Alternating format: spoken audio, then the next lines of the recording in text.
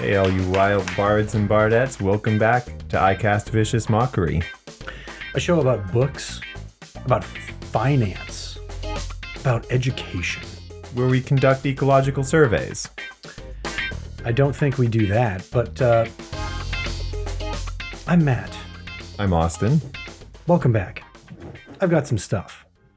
Ooh, we're starting right with the stuff today. You know why? Have you ever eaten a stuffed crust pizza backwards? Have you tried that? No, I don't like cheese that much. That's right. I forgot we weren't friends. For you audio onlys, he just took his headphones off and was about to storm off.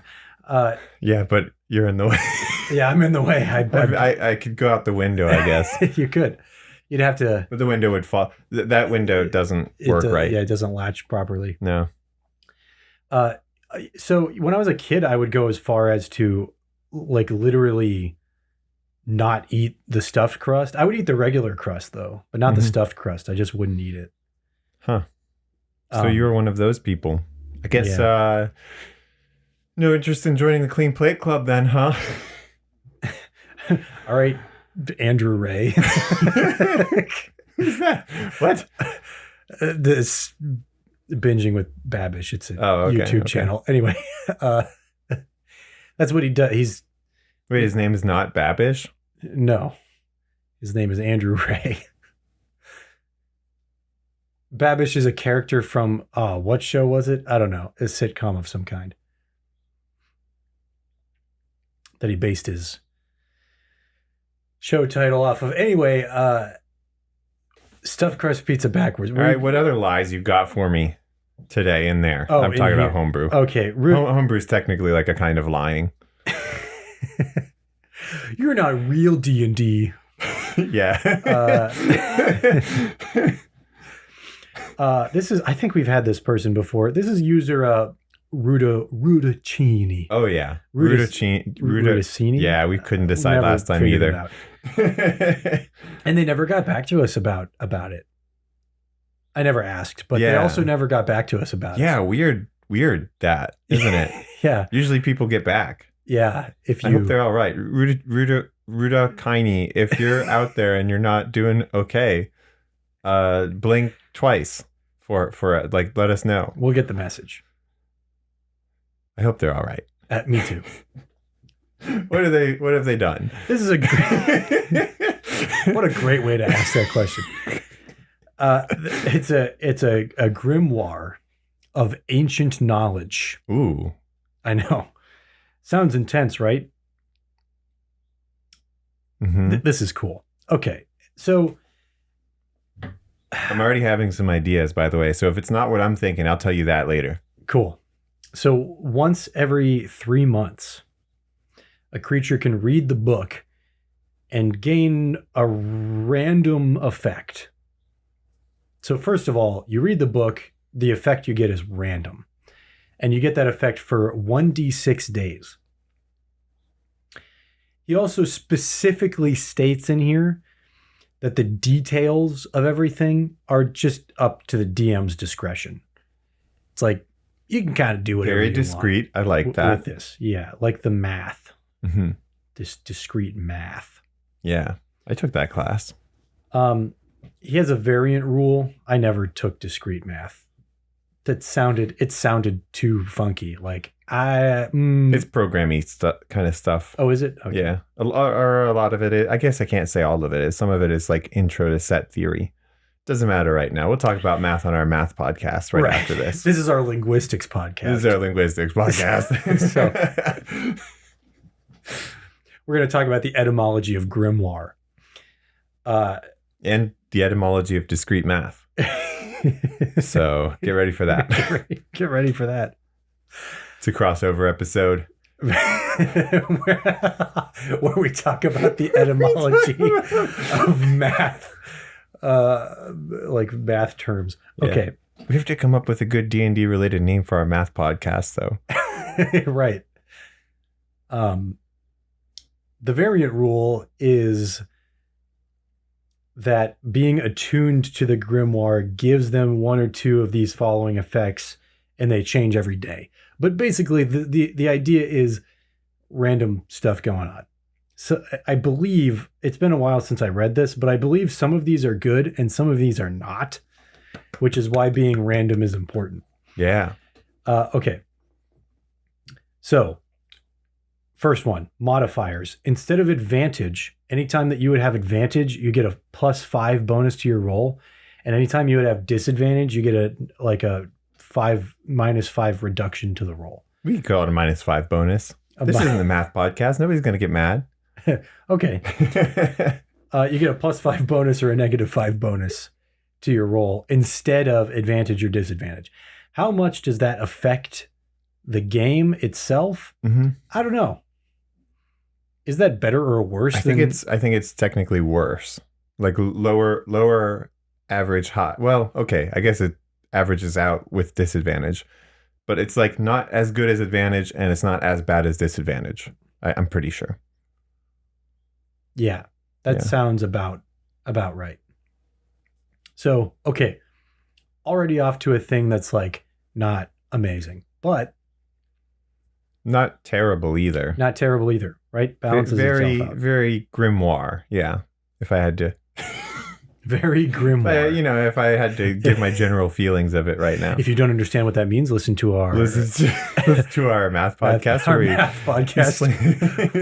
Where we explain the etymology of words like grimoire. It makes sense when you listen to the show. Yeah. Okay. Here's another thing that could happen. Right. Overpowering. You can have multiple concentration spells active at one time. And it doesn't really say how many, so I'm going to say as many as you want. That is exactly what that would mean. Is there like some kind of, when the effect ends, it does something? No, or is it just, we're good? No, but the one stipulation is if you lose concentration on any of them, then you lose concentration on all of them. So... all right, so you have a bunch of concentration spells. One of them is Hex. Is that concentration, I believe? Yeah, Hex is concentration. So you're using Hex, and your target is, I guess, rendered unconscious, which would break Hex, right? Like they drop to 0 hit points? I don't know. Or does the Hex stay on them? I forget. No, it doesn't. So, well, man, now I don't remember if Hex uses... I think Hex uses the same rules as... Hunter's Mark, yeah. Which is if a creature that is hexed drops to 0 hit points, you can use your bonus action to move it to a different creature, which means you don't lose concentration on it. You're like it's still the same spell. Okay, yeah, I think that's what I wasn't sure of. I guess that would be how this would work, is you just get to keep all your spells going. But I think that if you decided you wanted to drop something for a particular reason, there are specific situations where dropping something makes sense to do. Yeah. Like in combat, even. Like if you cast Levitate on somebody. Yeah. And then you just want to drop them to kill them. Sure. Something like that. Like you just lifted up the bad guy and you push their body toward a cliff, and now they're like, oh dear, okay. And then you just drop them. Yeah. So, yeah, now it doesn't expressly say that it works like this, but I'm going to say that if you're concentrating on something else at the same time, you just lose all of it if you drop concentration. Yeah, I like that. Yeah, because that's fun. That, I don't know, it doesn't balance it out. It's still like way better than what the actual rules are. It's amazing. Right. It's like really good, and it actually requires an entire rethinking of your strategy. In fact, a lot of player builds are based around one concentration spell. So if you're playing a class where you have a spell list where you can choose different spells at different times, oh my god, this is amazing. Right, like like cleric or druid, I think does that too. Ranger? No, not ranger. Anyway, Yeah. Artificer does, but they don't get good concentration spells, I think. So it doesn't matter. right. Well, they might. I forget. I'll check. This is also interesting because if your barbarian has this book, they would be affected by the advantage disadvantage thing, but they really wouldn't be affected by this at all. Mm-hmm. Right? I think maybe it says somewhere, I actually don't know. Maybe it says somewhere what if there are class restrictions to who can use this, because it was interesting to think that there isn't. Like, there aren't any class restrictions. It doesn't say anything at the beginning about it. Huh. Okay, anyway. Memory Bank cannot cast cantrips, but you gain an additional spell slot of each level that you know, up to 7th level. Which at high levels, that's a lot. Yeah. I mean, 7 extra spells. That's 1 for each day of the week. Every day. Every day. Yeah. Check out our math podcast. Where we acknowledge that a week has 7 days. If that blew your mind, just wait till you hear what we've got to say there. You know, some people have told us that it's more like a numerology podcast, but no, it's a math podcast. I mean, it's the math of destiny, maybe. Like it's the important math that controls the universe, and not just the mundane math that you learn in school and forget.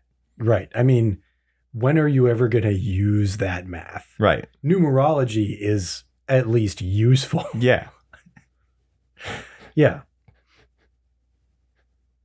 Healing Surge. You can heal yourself up to a quarter of your maximum HP once per combat as a bonus action. I think to really clarify, maybe that should say once per initiative roll. Mm-hmm. Or something like that. Yeah. Yeah, that makes sense to me. So each time you roll initiative, you can do that. There you go. If you cast Banishment on a single target, that takes you out of initiative, right? Like if there's the one target. I think it depends. I think that's a DM discretion thing. Don't even get discreet with me right now, Missy. Because that's just a word I use, man. I don't know. But well, okay, because banishment is a concentration spell, right? And they don't necessarily stay banished unless they concentrate on it for like a minute or something, right? So, but I guess if there's no other threat around, if there's nothing stopping them from doing that, then yeah, I guess so. We'll never know for sure. But then if they already failed their saving throw, wait, man, now I don't remember if you continue making the saving throw as a banished creature or if you only get the one shot. Yeah. I don't remember. You can stop, like you have the one chance to stop it, but you can't. I think that is the case. Yeah, I think that is the case. I think that banishment is like you only get the one Otherwise, try. it would kind of suck for an 8th level spell. Yeah. Yeah. Yeah. That'd be kind of awful if like they could just come back next turn. Like they already had a chance to succeed and not get banished at all, and now they're just gonna show right back up in 6 seconds or what, at most. Mm-hmm. Yeah, not fun. It would equally suck though for you to have this one big creature and then it's just boom. I mean, that's it. Like it's gone. Oh, like if they couldn't save. Is that what you mean? Yeah, like if they didn't save and they were just banished. Like if they had no opportunity, yeah. Yeah. Well. But I guess a lot of high-level creatures like that might be magical in nature and maybe could come back. I don't know. Mm-hmm. Hard to say. But in that, but I see what you're saying though. Yeah. So like now you're not in combat anymore. Do you get to And healing surge again? Do you heal surge? Do we roll for initiative? I don't think it usually breaks initiative, but I'm not sure. Just wondering. I'm just trying to figure out how I can exploit this as much as possible. What's the next one? Thaco. I don't know what this means.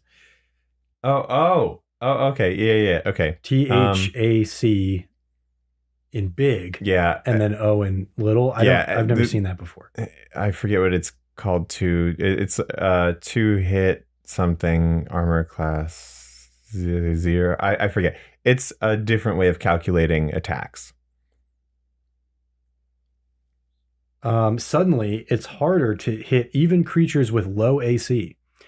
You gain a +2 to all of your attack rolls, but the roll that you need to do a critical hit decreases by 1. Okay. So, did I say +2? Mm-hmm. -2. That's what I meant. So drop just -2 to hit. Mm-hmm. In general, but you crit on a 19 or 20. Mm-hmm. That's the trade-off. Huh. I don't know if it's I worth always it. crit on a 19 pretty much. Yeah. Like I maybe it's just personal preference, but I like to crit on basically most numbers, but it was critting on 19 is like really good. It was one of those things. That's a fighter subclass. Yeah. Where eventually you crit on a 19 or 20. And we had a campaign. I don't think you were in that one, but there was a campaign where somebody had that fighter subclass, and like we had plenty of combat during that, but somehow throughout that whole thing, he never rolled a 19. You know? Yeah. So it was it felt moot. Did he roll any 20s? I don't remember. Yeah. But I do remember specifically because, you look out for that sort of thing once you know that it's possible. What level were the characters? It was low. Okay. Because you really need to be able to like fish for fish for advantage. To like get those critical hits. Yeah, that's probably true. So yeah, I guess like over time, I think that starts to add up more and more as you have more opportunities to gain advantage. Yeah, that's the other thing is we stopped doing that campaign after a while. We were doing out of a book, which I don't think I like that very much just in general. I don't like just running campaigns out of a book personally. I like to make it up myself. It's not as restricting. Anywho's it. Blood cannot be spilled. Cannot use cleric powers and spells if equipped with non-blunt weapons. This is really specific. If you're a cleric, you cannot use any of your abilities or spells. If you're holding anything sharp or pointy, don't even think about it. Wow. That's an interesting one. Does it say somewhere that this is an item only to be used for clerics? As far as I've seen so far, it does not. So,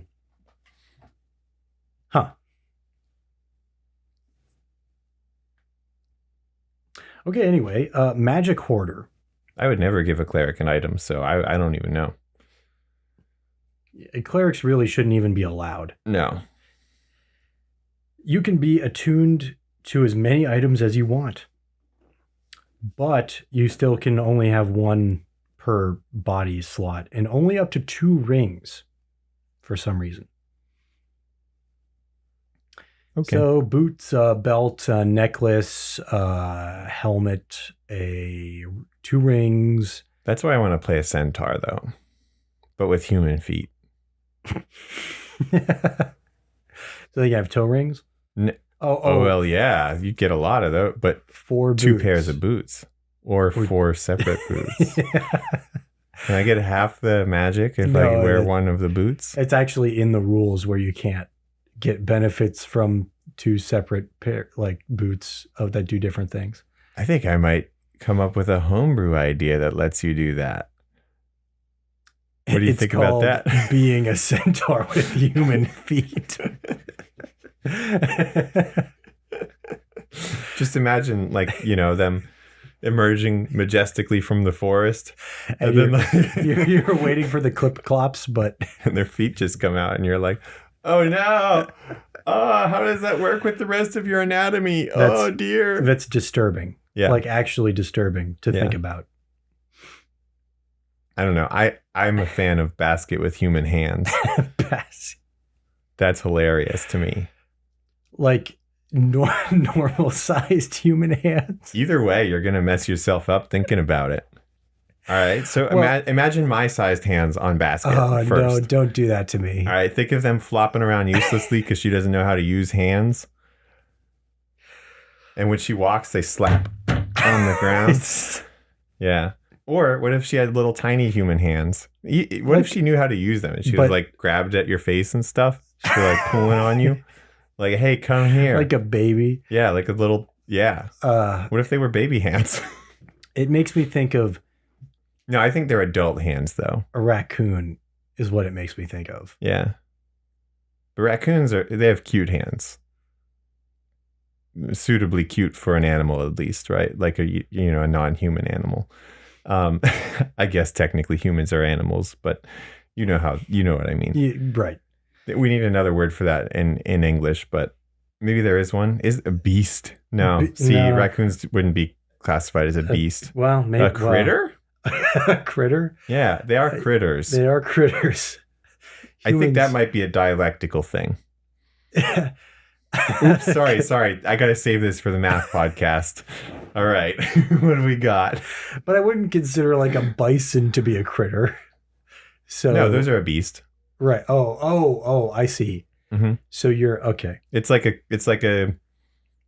a size category, but also like a quality thing. Yeah. There's a qualitative aspect to it because is a bat a critter? I don't know. I don't think so. I guess maybe not. Yeah. You said that and I was like, yeah. It just doesn't feel right. For like a bat. Yeah. You know what I mean? Huh. What is it? Hey guys, in the comments, if you're watching on YouTube, could you tell us what is a critter? And don't give me the dictionary definition of critter. Actually, what I want is a full list of everything that is considered a critter. A full size. Insects can be critters, right? Yes, that's what I was just thinking. They can be, right? Yeah. So maybe they have to be annoying or like, gross. Yeah. Or just small and like furry? Like a nuisance creature? Yeah, maybe that. Like something like that. Is a cat a critter?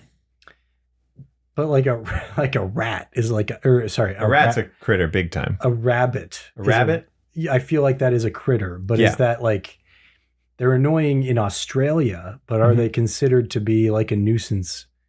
Maybe they don't have to be a nuisance. Yeah. Maybe a critter is like a weird word that actually needs to be split up into multiple words, What's the name for that? Is there a name?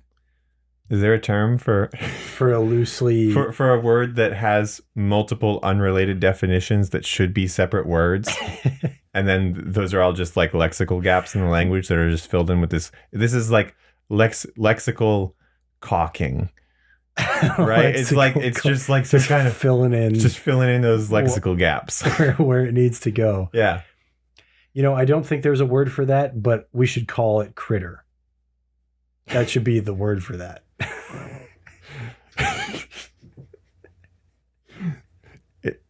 Yeah, it's like a word critter. Yeah. It's a word critter.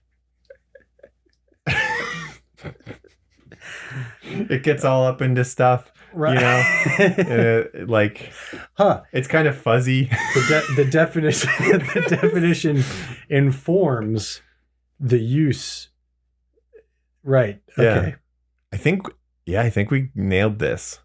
I think we did too. We just invented probably one of the most important linguistic ideas ever. Ever? Really? Maybe. Wow. I mean, this might solve world language, whatever that means. Solve world language? Dude, Big Lingo doesn't want you to know this. Big Lingo. Yeah. Rosetta Stone is paying big bucks to stop. You better believe you can look at the views on this video on YouTube. You could tell that they're suppressing. They're suppressed. They're paying YouTube to hide this video from everybody. Yeah, that's what's going on. I don't even need to write it down. I'll come up with the exact same thumbnail idea while I'm editing this, so I don't need to worry about it. Because I'll hear this and I'll be like, all right, I know what this is going to be. What the thumbnail will be for this. Yeah. Okay, mortality. If you take more damage than your what? Wait, hold on. Your current HP plus 15, then you immediately die, but your AC increases by plus 2. Oh. Okay. So normally the rule is if you take more damage than your maximum hit points over what damage you just took. Right. An insta-kill is if you took... Yeah. Right. If you died and there was enough leftover damage to have done all of your health after you died. Right. Then you just die. Mm-hmm. You're not knocked unconscious. If you're at negative your HP from one attack, you're dead. Mm-hmm. This is just saying that instead of negative your HP, it's if you drop to negative 15 from an attack, you're dead. Then you're dead. You're dead 4. But you get plus 2 to your armor class, so you're harder to hit. Mm-hmm. But you're easier to kill. Harder to hit, easier to kill. That's the name of my new graphic novel. I think Rocky would not approve of this. No. Because it's not about... It's not about how hard you are to hit. It's about how hard you get hit. Guys, watch Rocky 5 for that one. And the harder you get hit, the better. Yeah. Yeah, exactly. And there's really not much more to it than that. That was that. Yeah, exactly. That word for word. We took that right from Rocky 5. Go watch it. That is Rocky 5. Go watch it right now. Stop this episode. Don't watch the rest. Go watch Rocky 5 and forget about us. You're worth it. You're worth Rocky 5. For sure. This one's called Identity Crisis. Wait. In the comments, put your favorite Rocky movie. Okay, sorry. Okay. You guys got it? I'll give you a second. Rocky Horror Picture Show does not count. It is not canonical. That one confused me, man. In the timeline of everything. Where does that one fit in? Like, Sylvester Stallone's not even in it. That's what I thought too. I was like, what? How? So yeah, you could pick from Rocky 1, 2, 3, 4, and 5. You can pick Rocky Balboa, and you can pick Creed 1 and 2. You're right. Oh, and the new Rocky movie as well. There was another one. There's another one that I don't remember what it's called. Maybe that one's Rocky. No. Am I thinking of Rocky Balboa? And like, it's not actually new anymore and I'm crazy? Or Maybe. Is there another new one? No, I don't. The Creed movies were the last ones I know about. Yeah. I thought that there was a Rocky one in between. I don't think so. But I don't know. I haven't paid that much attention to Rocky. I've only seen the first one. I'm pretty sure. Yeah. Oh, maybe I've seen Rocky Balboa? No. I've seen... What's the other Sylvester Stallone movie? Rambo? Yes, I've seen John Rambo. Oh, okay. I've not seen Rocky Balboa. They're basically the same. They're the same. You could just tell everybody you watched both. Okay, No there you one go. will know the difference. No one They'll be will. like, "Oh, is it the one with the?" And you'll be like, "Yeah, probably." Yeah, probably that one. Yeah. Identity crisis. Druids gain access to cleric spells and the other way around. What? So if you're a druid, now you can do Now you're a cleric cleric spells? today. You're a cleric this time. For Yeah. 1d6 days, you're a cleric. Wait, it says they get access to. Yes. So you don't lose yours. Right. You just also now have all of these other spells. That's pretty beast. That was pretty nice. Yeah. Pretty nice. That's really good. Flank, Or really bad, depending. I mean, it could just be totally useless, but. well, but it's not bad. Mhm. It can't be bad because you still have access I mean, it's to, at least neutral. Right. But it might be only neutral depending on how you're set up. Yeah, there's nothing bad about it, but but it could potentially not be very good for Now, party. there is one bad thing about it. Yeah. Your player who was a cleric now has to look through all the druid spells. Right. And they have to, yeah. They don't have to, but No. they might feel obligated to because they can. They're gonna feel obligated to.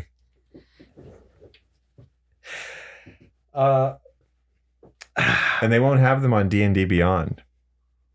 Because It won't be in their spell list. So they're gonna have to manually look through a book. that doesn't exist Or- anymore based on the new world order. I don't know. The government just made D&D illegal. Oh, did we talk about that during the episode? No, that was before the before. that was Oh before man, the episode. we should. Yeah, that's some like big news stuff, huh? Yeah, we're I gonna think keep we doing should the legalize show. it. That's all I'm going to say. I think we just need to legalize it. And We need to set up, programs where people can go and get free. I think actually distributing free D&D, but it's controlled by the government, is going to be better than people going out and getting it on the streets. That's what I think. Yeah, regulated. Like That as would- long as it's illegal, there's going to be big money in bringing D&D here. Just you can make sure that it's safe. You can make sure Right. that people are clean when they do it. Exactly. And Yeah. Like you're not going to have people who abuse it. go on a 72-hour session. All right, that's enough. This is hilarious, and it can just keep going forever. It could. So we'll end it there. Flanking rules with a Z. If you and your ally, if you're flanking an enemy with an ally, let's just say it that way. Wait, are these alphabetized? I don't believe. No. they're not. Okay. I was like, are we only on F? No, but we are only about halfway through them. Oh, I mean, I'm fine to keep going. Oh, okay. But I was just worried that like we were never going to get to the end. And No. we might miss some. Well, it's okay if we. Just so you guys know, Mm-hmm. Rudoccini like was telling us, hey, don't give away everything. Right. So we're not gonna read some of these. Maybe. We're gonna read them all, and tell you to head over there and say, hey, thanks, Rudoccini, for making these for us. I love your Alfredo. Yeah. Uh, All right. What does flanking rules do? if you're flanking with an ally, add +2 to your attack modifier. That's it. That's good. Mm-hmm. I will take that all day. All up and down the street. Cool. Yeah, I mean, nice little bonus. Actually, can we skip to the last one on the list? Sure.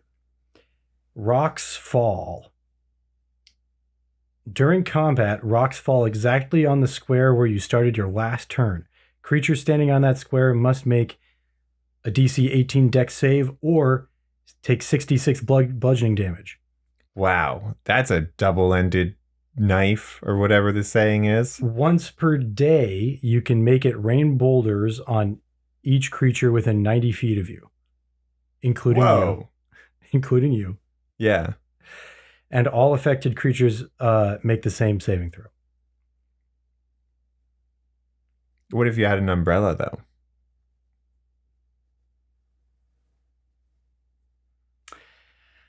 It could be a magic umbrella that stops all weather. Boulders, yeah. It did say rain boulders, not drop boulders for that spell. It doesn't say boulders fall. Yeah, okay. I feel you. So this is like a new section of rules. Like what if like so weather spells. Uh-huh. Like what if a weather spell was a thing? And it was like a category of spell, and it's any spell that makes an actual weather condition, right? Like there are spells that do that already. Even something like summon lightning or whatever I think is called. You know, we talked a little bit about it before.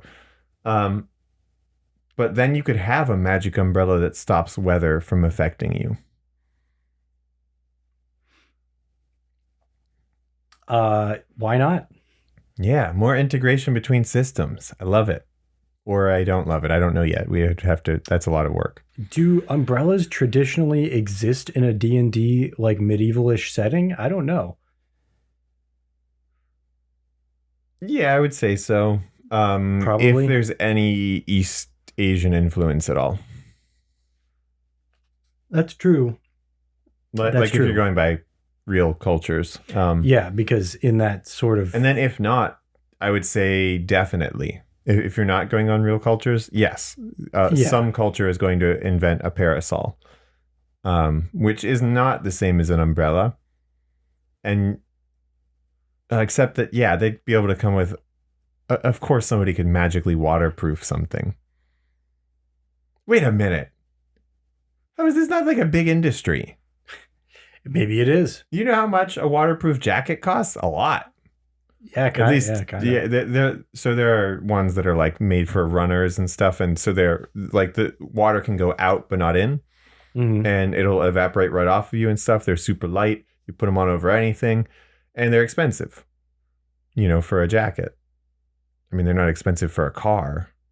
It's not bad for a car, really. I'd probably take 5 to 10 of those. But for a jacket, I don't know. But like, how is this not a... Oh my God. As soon as you start thinking about magic and then like real world things that you need or want, it's like, how do people not... Like, what if the... All right, so this keyboard in front of me, what if that was just magic? It's the same, but it's magic. Yeah, like instead of mechanical key switches, they were magic key switches. Like a touchscreen type thing? Yeah, but like it was exactly the same, but magic. What? That's what we need. Just magic everything. Just magic everything. Don't use technology, just use magic. Are you saying we should do this in real life? Yeah, with real magic. With real magic, yeah. Yeah. We could start with numerology. To like, you know, kind of pave the way. Yeah. Yeah. Yeah. To kind of guide us toward magic keyboards. I mean, it's the same as with math leading to all sorts of science, right? Like at first people just needed to count how many bushels of grain they moved from here to there. So they made some little knots, and then eventually they started carving stuff, and then they realized that they could carve other stuff and not just numbers.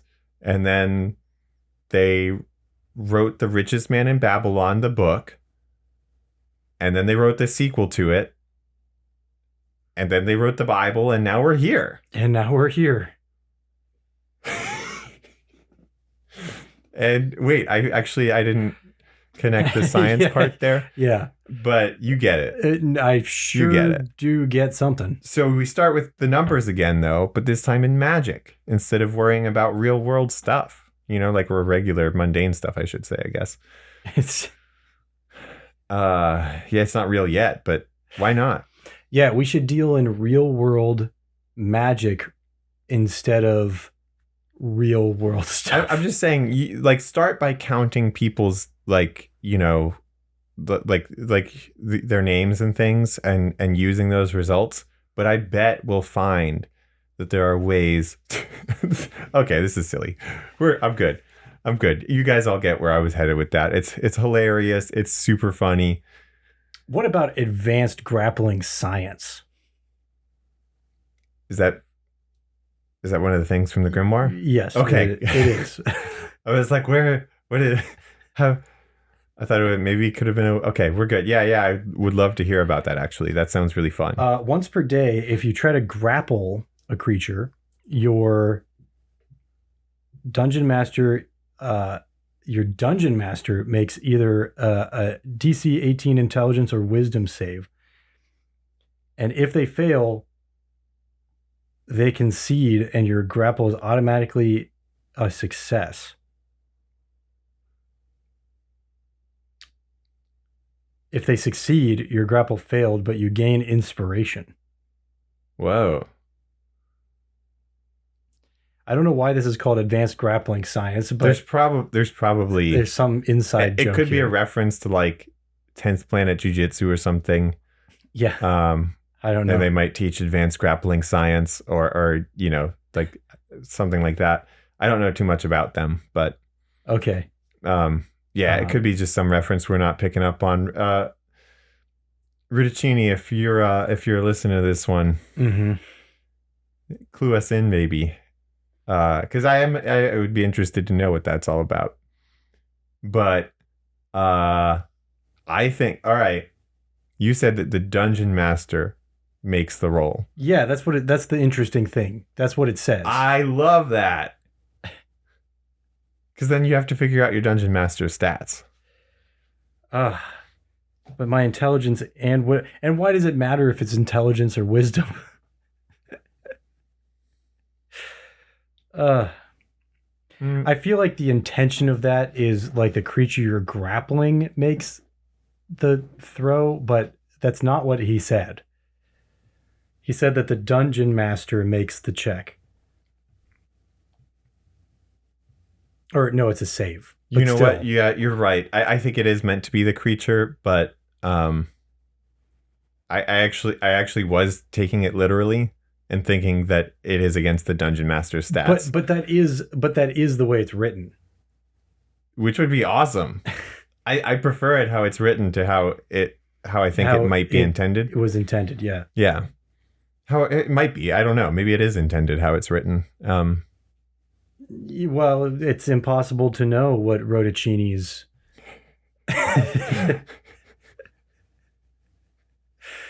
intentions are. We how could we possibly know? We are but mere mortals. Hey, if you are listening to this and you haven't hung up on us yet, yeah, Rudoccini, like we're not. We're not trying to make fun of your name. We're making fun of the fact that we like can't decide how it's pronounced. We don't know. How are we to know? Literally, I think it's a good, fine, great name. Nothing bad or wrong about it. It brings me back to my childhood in Rome. Maybe. Is it Italian? I don't know. But that's we're just overthinking it, and it's hilarious. Strongholds and followers. You must be at least level 10. For some reason, okay. You spend 100,000 gold pieces. When will you ever have that much money? But well, maybe. Well, I don't know. I bet I know somebody who might. You instantly summon a stronghold that you legally own, and that is equipped with 100 soldiers at your command. Yeah, but what are their salaries, though? 1,000 gold pieces. Oh my god! Do you have to negotiate with their union? The contract. Yeah, man. Talk to my union rep. That's why I pay dues. Yeah. Okay, so I went too far with the union thing, but that is a thing in D&D, like where you hire people. Yeah. To help you out. Mm-hmm. That's basically what a guild is. It's basically a union. There are guilds, but like you can also like people will hire, mercenaries and like what would it be called? A horse tender? No, that's not a horse tender is a different thing. Is that speaking of which, do you want to go to Chick-fil-A? Burger King, yeah. Oh man, these horse tenders. I've heard horse is really good. I don't know, but I haven't eaten it. because I don't know if it's legal to serve in the U.S. I don't know either.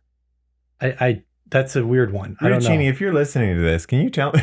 Can you just respond out loud to me, please, whether or not it's legal to serve horse meat in the U.S.? It's just tell me right now. Just tell me now, please. Each time he said that, yes. Yes, go back. No, not now. Not now. No. It's too late. Just now. every time he says now. The moment has passed. Okay, good. Vance the man. Is this still part of the Grimoire? Yeah. Oh, okay, cool. Oh, there's a lot more. Sorry, I just thought that was going to be a username, and I was like, all right, this guy sounds great. No, this is Vance the man, and this is only for spellcasters that prepare their spells. Ah, okay. So this kind of has a little something for everybody. As the DM, if we rolled up on one of these things and it didn't affect the player, would you re-roll, or would you just say it did nothing, wait 3 months, try again? No, I'd re-roll. Because that's lame. Okay, I'll forgive you for your cheese opinion then. My cheese opinion. Yeah, I think we're seeing eye to eye on this. We just did a goofy thing where we were like looking through the sound equipment at each other because it does interrupt our line of sight. It's actually perfectly in the way. Yeah, it's like exactly wrong. No other way to do it here. Okay. Yeah, we'll further improve our setup in the future, but today is not the future yet. Oh, this is so annoying. Okay. Oh, this is so annoying. Okay. What have you got? Okay, so when you prepare your spells, you must choose exactly which specific spell slot is for which specific spell. Now, you can prepare multiple... You can use the same spell for multiple slots and stuff like that. But but you've got to like reserve the spell slots ahead of time. But you gain +2 to your spellcasting modifier. Oh. Also, as a side note, you can't cast ritual spells at all. For darn it. There's my workaround. Okay. Well, yeah. That's how I thought spell slots worked at first. I'm already used to this. This is easy stuff. Oh, that would be terrible. Yeah. Yeah. No, that's not how they work. Man, this is so annoying. This would be so annoying.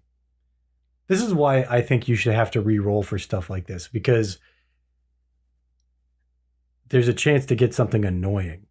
Yeah. And you want... And you don't want them to be like, is it going to be good? And then it's nothing, and you're like, okay. You want to at least annoy them. Cause some sort of emotional reaction. You know? You have to. That's your job. Their job is to annoy you. Your job is to annoy them. That's what D&D is about. That's what it is. It stands for... The D is for annoy. And the other one is for annoy. So it's annoy and annoy. In case you weren't sure what D&D stood for. And dragons. Before you watched. Are you trying to D&D with me right now? Annoy. Are you trying to D&D with me right now? Seriously, on the show, live? We can do this right here. Come at me, bro. All right, consolidation. Swear to God, I will kick you underneath this table. Yeah, there's not much in the way. Yeah, yep, you got me. Yeah. Okay, due to their lower number, I don't know, what does this mean? You can exchange one of your feats for a different one.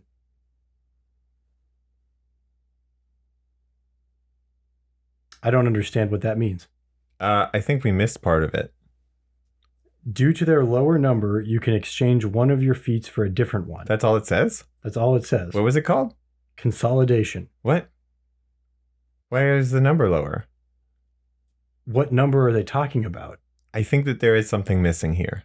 Yes. I think from the image that we're seeing.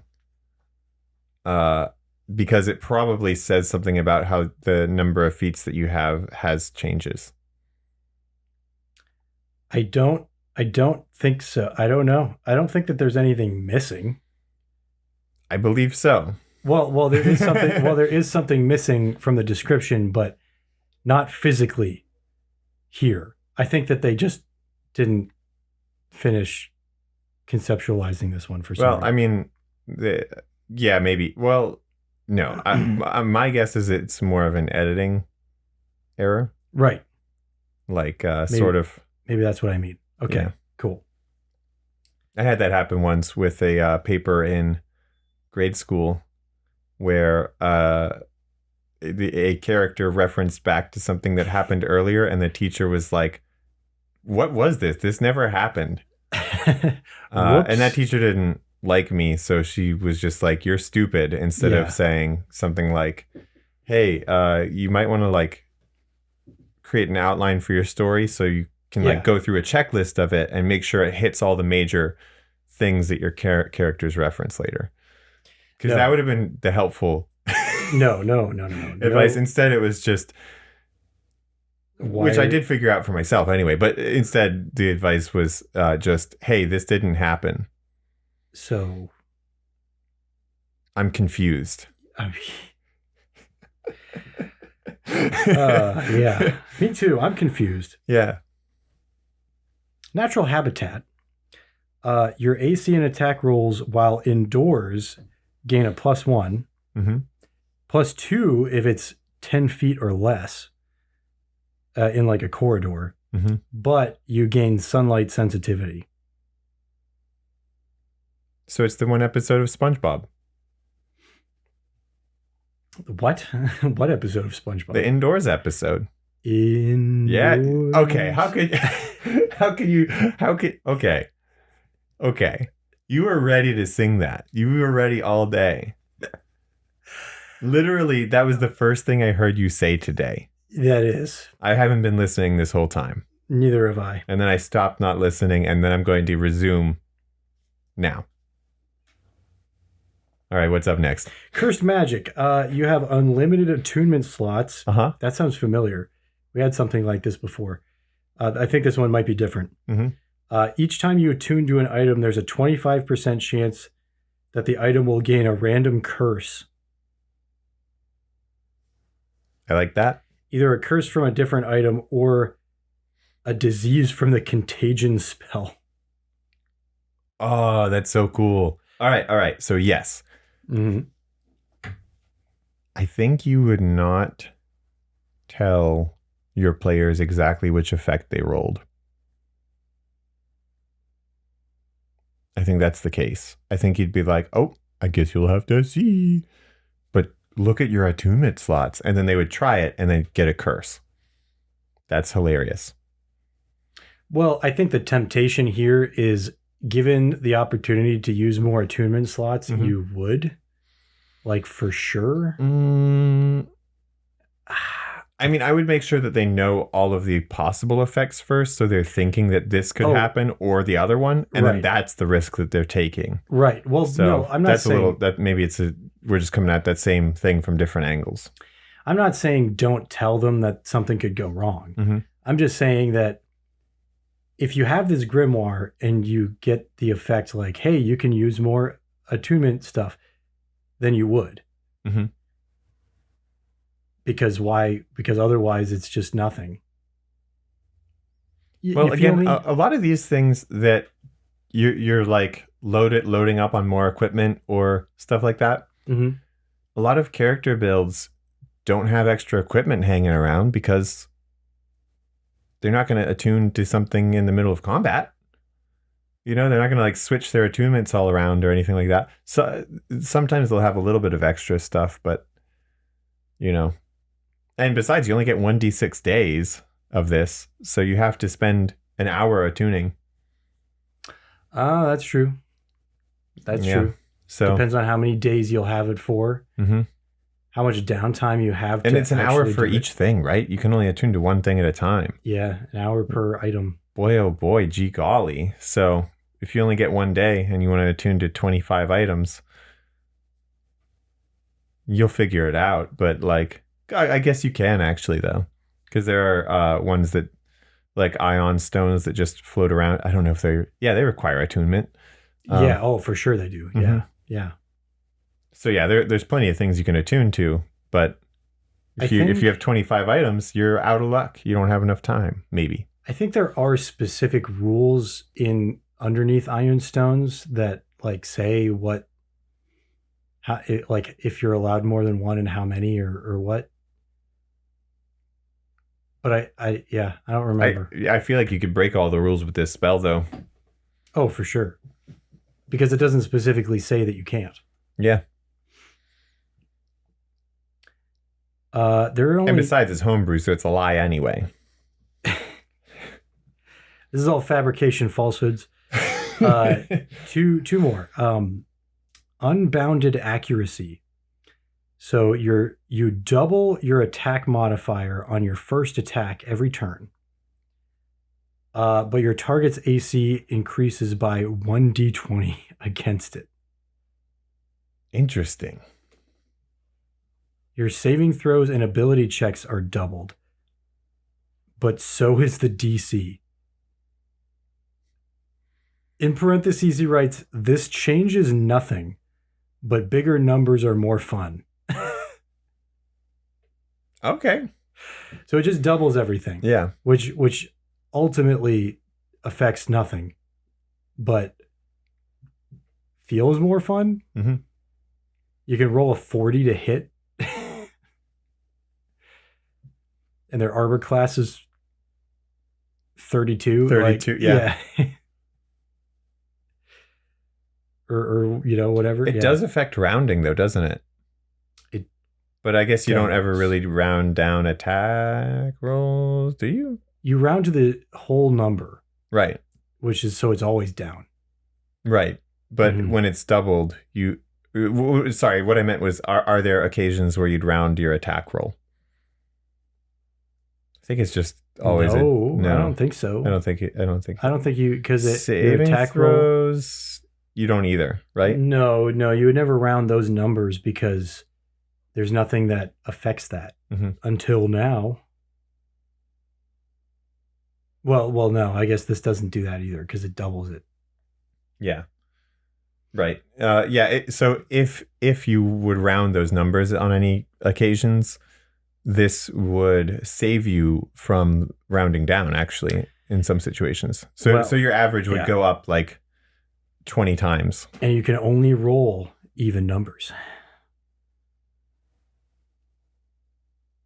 Oh, yeah, I guess it just doubles your roll. You don't roll 2d20. Well, why not? Let's change it up. No, that changes the average. All right. Well, we'll think about it another time.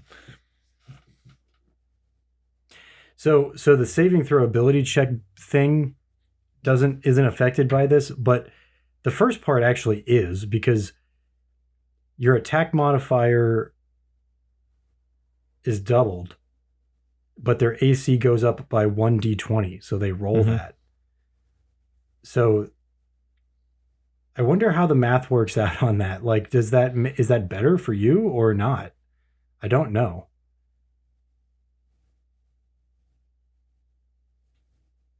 It's hard to say because the modifier is the only thing that's doubled. Yeah. So at lower levels, it's really not helpful, but at higher levels, maybe it is. I don't know. Well, what would your attack modifier, like at low levels? I mean, your attack modifier might be +4. I think at so you're rolling a d20 +4 against a d20 +12. So it's worse for you then. So pretty much, if your attack you'd be rolling a d20 +8 against a d20 +12. But if your attack modifier gets up to the point where it's half of your target's AC, then you're more accurate. I think on average, this is when you get to like the end of leveling, most characters' peak at a plus 12 to hit. Mhm. So that's going to be a plus 24 to hit. And if their armor class is even high, like... Well, 24 armor class isn't unheard of, especially at those levels. That's true. At high levels, yeah, 20, it's going to be over 20. Mm-hmm. So we're looking at like but then we're looking at like an average of 30 something.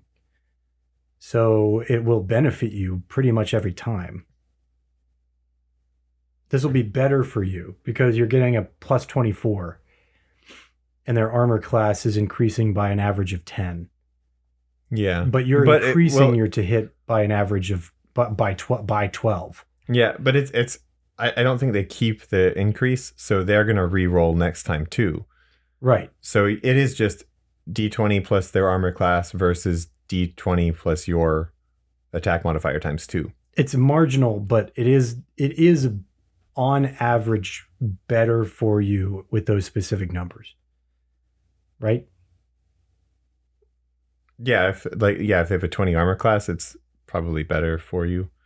Well, you know what? No, wait. Regardless of what their armor class is, it's still better on average because the average roll is 10, right? And you have increased your to hit by 12.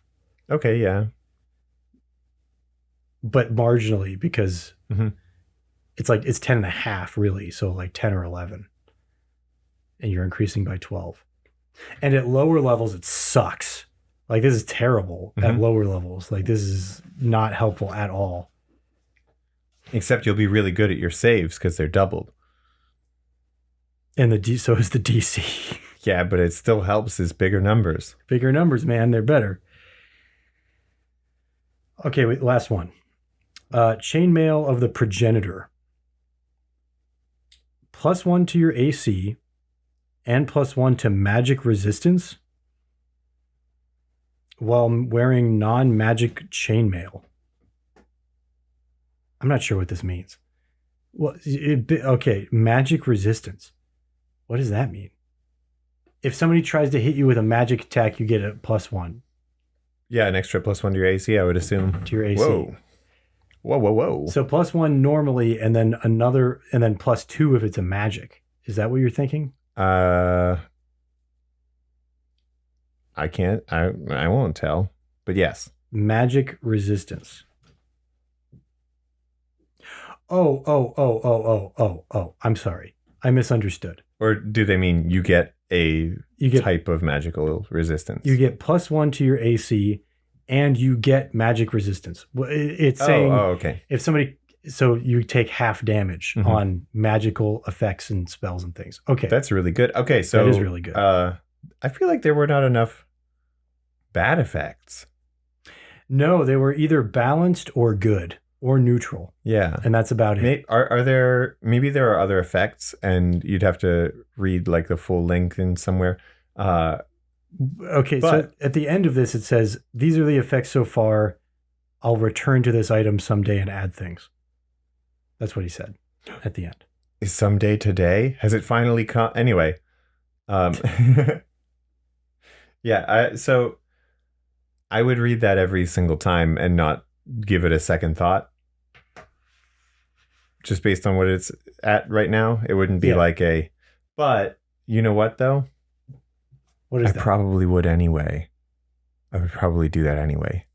Do what? I'll always read it and never be like, oh, should I read it or not? I'd probably like every 3 months, clockwork. I'd be like, all right, it's book day. It's time. Yeah, it's book day. It's book day. Oh, we got that book fair that. Oh, well, what is it called? What's the book fair? Scholastic Book Fair. Yeah, it's the Scholastic Book Fair. They're coming all up in your school and they're going to sell you some books. Gonna get my bendy pencil. Yeah, one year I was given a blank check to go to the book fair. Oh, croak. Nice. Yeah. What'd you get? Dumb stuff. Spy gadgets. Yeah, I mean, I just grabbed some stuff that I liked. Definitely some spy gadgets, but also like some books and stuff. But yeah, my parents didn't realize that I didn't know enough about money at that point to think about, because I was like, oh, like 30 whatever. That's like an objectively not too big number. Yeah. But it's also not what you expect your like 6-year-old, no, maybe 8-year-old to spend at the book fair. You expect them to get like one thing. I was probably actually told to get one thing. But what I saw was that there was no dollar amount written. And when everybody asked me, are you sure this is okay? I was like, yeah, they said whatever. They said whatever. Whatever one thing, but you left out the one thing part. So, I mean, I didn't leave it out. It just never got in. It never made it to the old archive up there. Yeah. I don't remember the exact details of why, like what I had done that was against what they said. I just remember being told later, like, no, what'd you do? You weren't supposed to. And then I was like, yeah, but check out this cool stuff. And they were like, it is cool, but why? Why did you? Now I can't get you anything for Christmas. Like, you already got all the stuff that you could want in the world. And I was like, yeah, I know. I guess I did. I guess I did. And since then, I have never bought anything for myself. I've noticed that about you. Oops. We might have just done a little therapy session here on the show. I don't think that's what caused it, but it does feel weird to me to spend any money on myself. I pull off my Scooby-Doo mask and I'm just your therapist. This was all an elaborate scheme to get you to dig deep into the... Man, I have... You know what? I'm definitely signing up for therapy with you. I hadn't even considered it yet, and it's already working. All right, well, I know you have a ton of money since you never buy yourself stuff, so here's the bill. Not true. It's a lot. Oh, no, not true. No. Yeah. Okay, well, no. I don't have a ton of money still. Okay, well. You know what they say? You gotta make money to make money. You gotta... Yeah, that's what they say. Money has to be made to be had. Yeah, probably. All right. Oh, guys, I'm about to do a clap scene.